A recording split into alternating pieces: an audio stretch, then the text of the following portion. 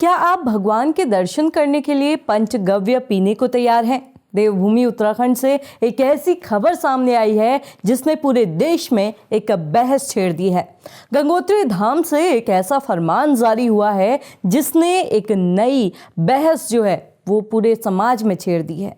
नमस्कार, मैं हूं रक्षिता और आप देख रहे हैं खबर उत्तराखंड।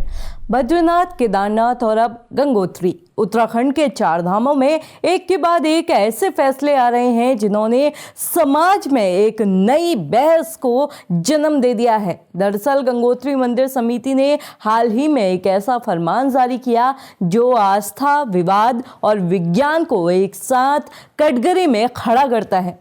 आपको याद होगा कि कुछ दिन पहले बद्रीनाथ केदारनाथ मंदिर समिति ने भी एक फैसला लिया था। बद्री केदार मंदिर समिति ने कहा था कि अगर कोई गैर हिंदू बद्रीनाथ और केदारनाथ के दर्शन करना चाहता है तो उसे एफिडेविट देना होगा कि उसकी आस्था सनातन धर्म में है, जिसके बाद भी इस फैसले पर कई सवाल उठे थे। हालांकि वहीं अब गंगोत्री मंदिर समिति को लगा कि मामला इससे ज्यादा सख्त होना चाहिए, लिहाजा गंगोत्री धाम मंदिर समिति ने इस नियम को एक स्टेप और ऊपर पहुंचा दिया। गंगोत्री मंदिर समिति ने कहा कि अब एफिडेविट से काम नहीं चलेगा, अब सीधे शुद्धिकरण होगा। और ये शुद्धिकरण सिर्फ पानी के छींटे मारने जैसा नहीं है, आपको बकायदा पंचगव्य पीना होगा। पंचगव्य को गाय के गोबर, गंगाजल, घी, शहद और गौमूत्र से मिलाकर बनाया जाता है। मंदिर समिति का कहना है कि अगर कोई गैर सनातनी इस पंचगव्य का पान कर लेता है तो वो शुद्ध हो जाता है और सनातनी बन जाता है, जिसके बाद ही उसे गंगोत्री धाम में दर्शन करने की इजाजत दी जाएगी। हमारे धामों में आने के लिए हमारी एक आपस में पद्धति बनी है पंचगव्य की। पंचगव्य ऐसी चीज़ है जिसमें गौमूत्र, गौ का गोबर, आपके जो गंगाजल और शहद और घी पड़ता है।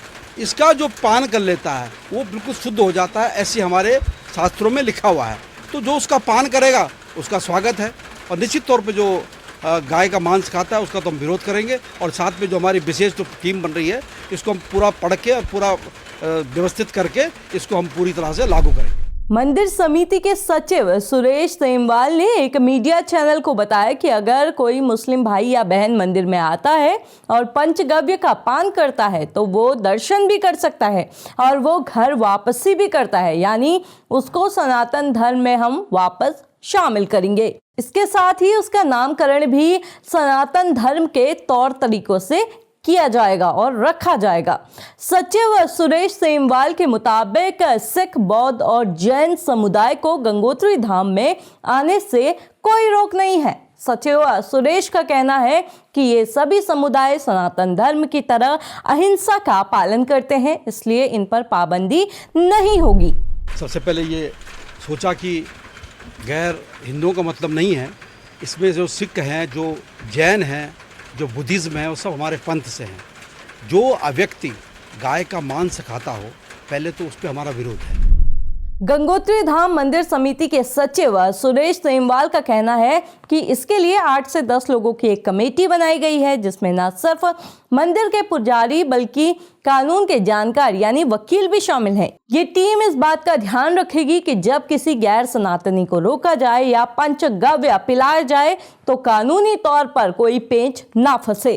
गंगोत्री मंदिर कमेटी के सचिव का दावा है कि वो किसी की धार्मिक स्वतंत्रता का हनन नहीं कर रहे, बल्कि अपने धर्म की पवित्रता बचा रहे हैं। तो हमारी जो कमेटी बनी है उसमें 8-10 लोग हमने रखे हैं हमारी अध्यक्षता में। मैं वहाँ का सेक्रेटरी हूँ, हमारे अध्यक्ष जी के द्वारा हमें नामित किया गया है। और उसमें हमारे लोग जो है जैसे स्कर्ण भंडारी जी हैं और हमारे 4 धाम महापंचायत के महासचिव हैं, हमारे गंगा पुरोहित सभा के अध्यक्ष हैं, और तमाम जितने हमारे लोग हैं, हम सब ने मिलकर एक समिति का निर्णय किया है, गठन किया है, जो कि निर्णय लेगी कि हम धारा किसी का स्वतंत्रता को भंग तो नहीं कर रहे हैं, बस बाकी हम अपनी बात पे बिल्कुल कटिबद्ध हैं। और हम चाहेंगे कि हमारे इस प्रकार का कोई व्यक्ति ना आए तो पंचगव्य का पान करे फिर जाने। अब इस खबर के सामने आने के बाद सियासत में भी भूचाल मचा हुआ है। जो पार्टीज हैं वो इस बारे में बयानबाजियां लगातार कर रही हैं। आपको बता दें कि उत्तराखंड के 4 धाम देश ही नहीं बल्कि विदेश में भी काफी महत्व रखने वाले मंदिर है। कई बार देश विदेश के भी कई दूसरे धर्मों को मानने वाले लोग भी इन मंदिरों में अपनी आस्था के चलते दर्शन की लालसा लिए खिंचे चले जाते हैं। अब आप इस नियम को कितना सही मानते हैं, कमेंट करके जरूर बताइएगा।